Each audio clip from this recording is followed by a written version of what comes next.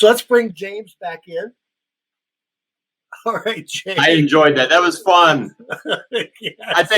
I think I know cousin Crystal. She taught me.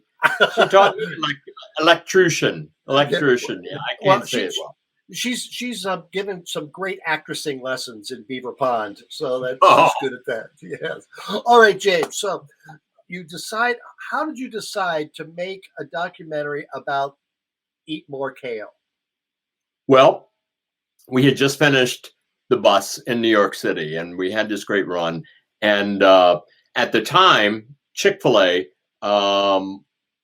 it had come out publicly that they were funding anti-gay organizations. So there was this big uproar.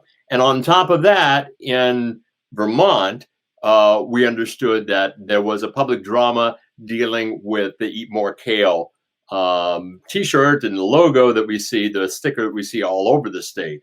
And they were connected. And I thought, well, gosh, that's really interesting. And it was a story that kind of hit the airwaves, went all around the country. And so we got off the play, and I thought, well, gosh, what's the next thing on the agenda? What are we going to do now? And it just seemed really interesting that this public drama, this cease and desist letter that Chick-fil-A had sent to the Eat More Kale guy, saying that in their cease and desist letter, they said that they had the trademark for Eat More Chicken, and according to all the publicity out there, they were saying that Bo, the Eat More Kale guy, could no longer make Eat More Kale T-shirts. And so we followed that publicity, and it just sounded like a great story to start out with. And so I knocked on Bo's door. Actually, I sent him an email, and we met together on New Year's Eve on 2000, or actually it was New Year's Day, 2012. We sat on a couple of plastic buckets in his studio. He had the heat turned off, so it was cold, and we were both blowing hot air steam. And it was so much steam, I remember it was like we were smoking something. And I found Bo to be an incredible storyteller. He was affable. He was enjoyable. He made me laugh, and the camera loved him. He really did. I mean, he really has a presence in front of the camera. And so we decided that we were going to raise money on Kickstarter to make a documentary about what Chick-fil-A had sent him, the cease and desist letter, and what Bo was going to do in defiance of that. And we named it A Defiant Dude. And and that's where it all started. And we raised close to $90,000 on Kickstarter to make this documentary. I gave some. Oh my gosh, Amber, you're one of the people that I owe an incredible bit of gratitude for. And you know what? A lot of people gave. We had over 2,000 backers, and some famous backers. You know, people like Neil Gaiman, the writer.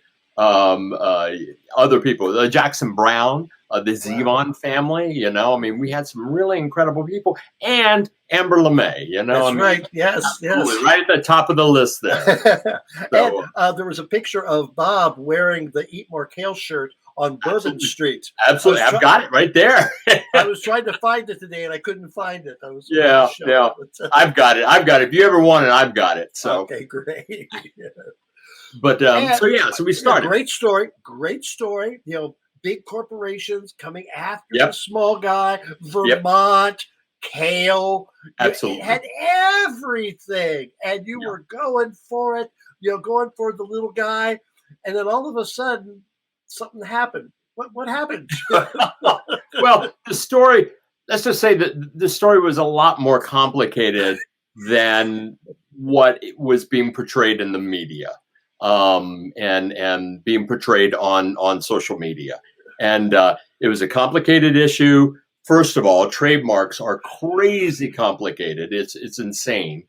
It's like any kind of intellectual property law. But on top of that, there was a big question as to how aggressive Chick-fil-A was being toward Bo, and how long they were being that aggressive. And Bo, like the shrewd businessman that he is, and I And there's nothing wrong with being a shrewd small businessman at all. To quote him, he made lemonade out of lemons, and he made a lot of lemonade. Yes, he did. According to Bo. Now, everything that I get is from Bo, and that's what, but according to Bo, he did really, really well. And the story stretched out. It kept stretching and stretching and stretching. And so a lot of things didn't stack up. And quite honestly, it turned out that Bo was what's termed in some writing circles as an unreliable narrator of his own story. He was an unreliable narrator of his own story. And he's a great salesman, a great pitchman, and again, a guy you really like, you want to like. He's in the documentary, we call him at point a likable trickster, but he also took a lot of that to the bank. And so the documentary just tells that story as honestly as we can. I mean, as honestly as much truth is out there. So it's a great homey story about the Vermont part of it. Oh, it is definitely that, but fascinating about all these other companies that are suing these small businesses for using their names, like Entrepreneur Magazine, suing these people who use like entrepreneur in their title or in anything. Or Virgin. The one that really pisses me off is Virgin. One of the richest people on the planet, so rich that he can build a spaceship that goes into that goes into space. Virgin Atlantic. Richard Branson essentially has locked up the word virgin. There are if you want to use the word virgin in any kind of business context, boy, you got to get past Richard Branson first. And so the little tiny apparel store in New York City called themselves Virgin Thread and the Virgin Empire, which is also a foreign company. Sued them, and they ended up shutting down. And that's wrong. That is just wrong. It's another thing that gets my blood going. It's just totally wrong. Well, we call ourselves Amber Live. Could someone who has the word live, come after us? Come after us. James will make a documentary about it.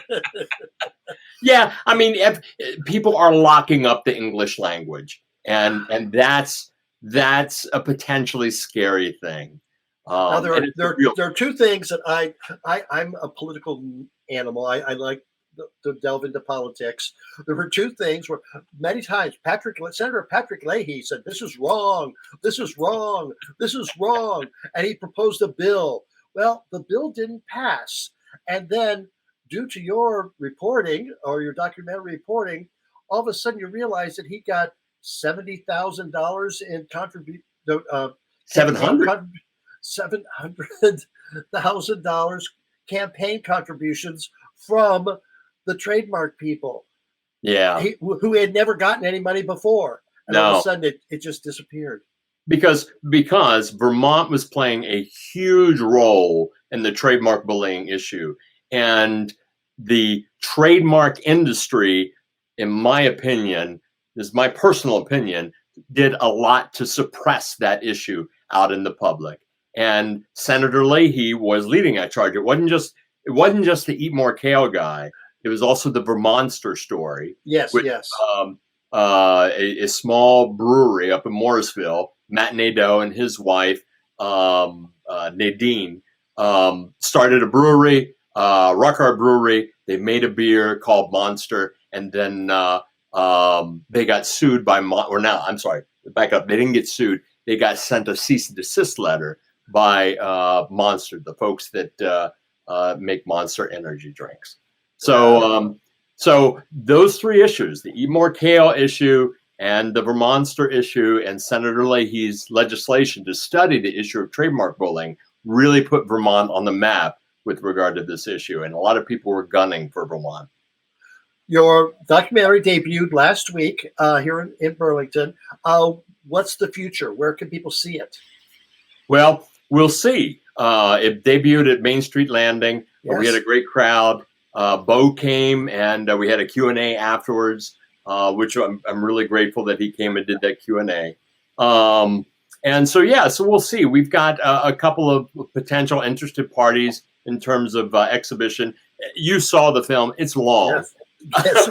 So we're trying to cut it down.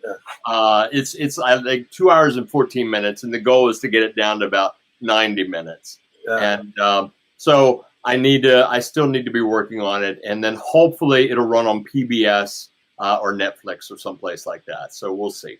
Well, James, thank you so much. It was fascinating, and congratulations. What's your next project? We have a short film that we're finishing up. We shot during the pandemic with Dennis McSorley and Oscar Williams. Patrick Kennedy in the Northeast Kingdom shot it. It's called A Juddering, and it's a 20-minute short film, and I'm so excited for folks to see it. And we didn't even touch the subject of you were battling cancer through all of this too. Oh my gosh! Oh my gosh! Yeah. That's another show, maybe. But yeah, absolutely. Yes. Oh my gosh! Yeah, James, my hat goes off to anybody battling that awful, awful disease. Oof. Well, James, congratulations on the film and battling the cancer. And I can't wait to hear more about your future products. Thank you so much for joining us tonight. Thank you, Amber. Good luck. Thank you so much. Oh my goodness. Fascinating. Yeah, I forgot to bring that up because he was immobile for a long period of time editing the film. It's great. When it comes out, you got to go see it.